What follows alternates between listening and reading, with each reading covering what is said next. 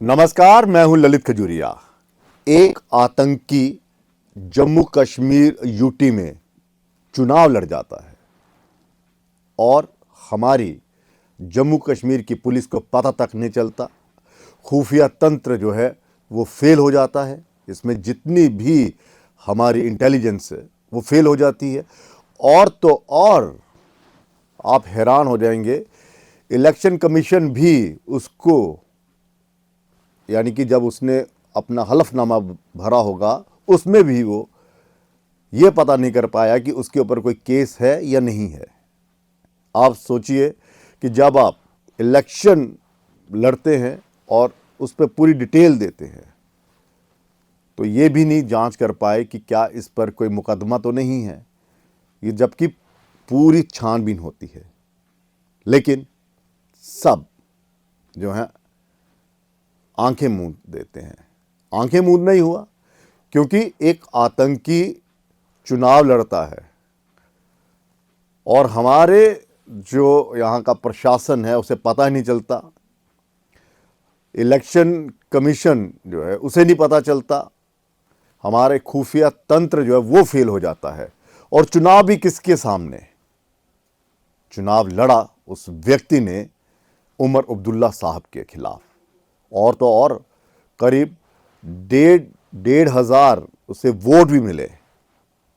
और ये व्यक्ति अपनी पहचान छुपाता रहा। जी हाँ, हम बात कर रहे हैं नज़ीर अहमद की, जो पिछले 30 वर्षों से फरार था। 30 वर्षों से वो फरार था और उसे देश की किसी भी राज्य की पुलिस ढूंढ नहीं पाई और अब जाकर वो कहीं पकड़ा गया है और यूपी पुलिस ने उसे गिरफ्तार किया है। वहाँ की देवबंद और वहाँ की जो टास्क फोर्स है उसने उसे वो किया, गिरफ्तार किया। करीब 30 वर्ष से फरार आतंकी नज़ीर अहमद वानी को एटीएस और देवबंद पुलिस ने रविवार को श्रीनगर से गिरफ्तार कर लिया। 1993 में पुलिस पर हैंड ग्रेनेड से हमला करने का उस पर आरोप है। 1994 में उसे जमानत मिल गई थी और वो फरार हो गया था। हालांकि सहारनपुर पुलिस ने उस पर 25,000 रुपये का इनाम भी घोषित किया था, लेकिन मिला नहीं। सोमवार को उसे कोर्ट में पेश कर जेल भेज दिया गया। आतंकी नज़ीर ने हाल ही में जम्मू कश्मीर में हुए विधानसभा चुनाव में बडगाम विधानसभा सीट से मुख्यमंत्री उमर अब्दुल्ला के खिलाफ बतौर निर्दलीय उम्मीदवार के तौर पर चुनाव लड़ा। उसे 1583 वोट मिले थे। देवबंद चौराहे पर हैंड ग्रेनेड फेंका था इसने। जो इस पर इल्ज़ाम है वो ये है कि 1993 में इसने देवबंद चौराहा जो है यूपी का, उस पर ग्रेनेड से हमला किया था। आतंकी गतिविधियों में ये शामिल हो गया था। हिजबुल मुजाहिदीन के साथ इस नज़ीर अहमद वानी के जो है वो ताल्लुकात है।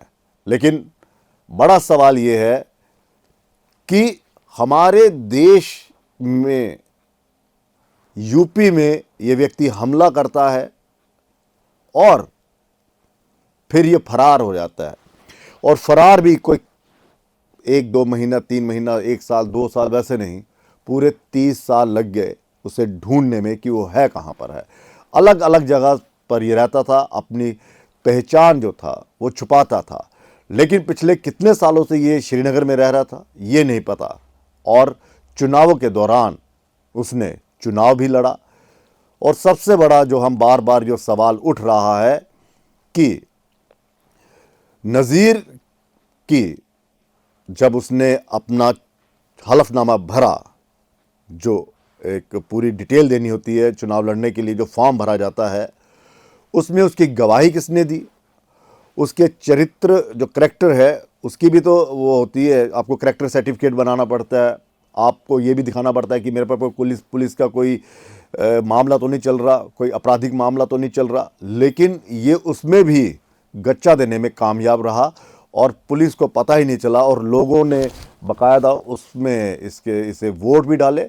लेकिन कहते हैं ना, कानून के हाथ बहुत लंबे होते हैं और आखिरकार उत्तर प्रदेश की पुलिस जो है वो वहाँ तक पहुँच ही गई और उसके बाद उसे गिरफ्तार कर लिया गया। हालांकि विस्फोट में, जब इन्होंने विस्फोट किया था इस व्यक्ति ने, उसमें 2 पुलिस कर्मी, 4 जो थे स्थानीय लोग, वो घायल हो गए थे और कोर्ट से जमानत मिलने के बाद वो फरार हो गया। कोर्ट ने इसी वर्ष उसके खिलाफ स्थायी वारंट जारी किया था। वे सुरक्षा बलों से बचने के लिए, जिस तरह से हमने बताया कि नाम बदलकर अलग अलग स्थान पर ये रहा था, जम्मू कश्मीर में बडगाम ज़िले के हकर मुला से इसे गिरफ्तार किया है। बता दें कि आतंकी नज़ीर बडगाम ज़िले के हाजिक शरीफाबाद का निवासी है। जिस तरह से बताया कि ये हिजबुल मुजाहिदीन के संपर्क में आया और उसके बाद ये आतंकी गतिविधियों में शामिल हो गया और ग्रेनेड इसने फेंका और उसके बाद से ये फरार चल रहा था। हालांकि इस पर गलत दस्तावेज का काम करने वाला भी इस पर एक मामला जो है वो दर्ज है। लेकिन आपको बता दें कि बडगाम के ज़िला एसएसपी निखिल बोरकार ने जो बातचीत में बताया, वो कहा कि नज़ीर अहमद के खिलाफ उत्तर प्रदेश में एक पुराना मामला, कश्मीर के किसी अन्य हिस्से में उसके खिलाफ कोई आतंकी मामला दर्ज नहीं है। हाँ, उसके खिलाफ एक आपराधिक मामला ज़रूर है।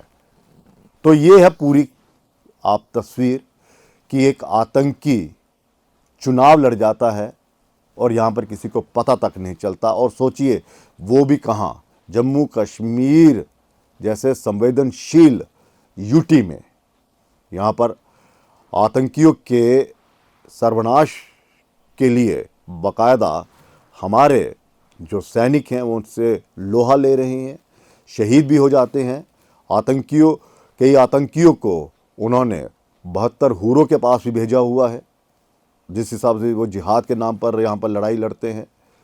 लेकिन एक आतंकी, वो भी वांटेड, 25,000 का उस पर इनाम, वो जम्मू कश्मीर में चुनाव लड़ गया। 1585 की 83 के करीब उसे वोट भी मिले। बाकायदा उमर अब्दुल्ला के खिलाफ चुनाव लड़ा और यहाँ पर किसी को पता तक नहीं चला। खैर, जिस तरह से पहले कहा कि कानून के हाथ बहुत लंबे होते हैं और वो उससे कोई बच नहीं पाता है, तो वैसा ही हुआ। यूपी पुलिस ने उसे गिरफ्तार कर लिया है और अब उसे जेल में भेज दिया। लेकिन सवाल फिर कि ये इतने साल कश्मीर में रहा और किसी को पता तक नहीं चला, कहाँ गई जांच, कहाँ गए? वैसे अगर आपने कोई करैक्टर सर्टिफिकेट बनाना हो या कुछ आपने एनओसी कोई लेनी हो, तो तमाम तरह की इंक्वायरी, तमाम तरह के आप इंक्वायरी से गुजरना पड़ता है। आपकी बाकायदा जांच होती है, दस्तावेज़ अगर आपने कोई लेना हो। लेकिन ये चुनाव भी लड़ गया और वोट भी हासिल कर गया, लेकिन इसकी जांच किसी ने की कि क्या ये किसी अपराध में शामिल है या नहीं है। इतने सालों से अगर ये कश्मीर से भी गायब रहा ये शख्स, तो कहाँ रहा? और आजकल तो इंटरनेट का ज़माना है, कनेक्टेड हैं सारे एक दूसरे से, थाने भी। तो इन्होंने देश के अन्य राज्यों से मतलब जब डाला, तकनीक है नहीं, तो तब भी इन लोगों ने ये नहीं समझा कि एक बार इसका ईमानदारी से या संजीदगी से इसकी शनाख्त भी कर लेते हैं, पूरी जांच कर लेते हैं। या फिर ये ऐसे सोचा कि हाँ आ गया जी, क्योंकि बहुतों ने आज़ाद उम्मीदवार के तौर पर चुनाव लड़ा, ये भी लड़ रहा है, लड़ने दीजिए, क्या करना है इतनी जांच करके। तो ये जम्मू कश्मीर में हो गया और किसी को पता तक नहीं चला। फिलहाल इजाज़त दीजिए, नमस्कार।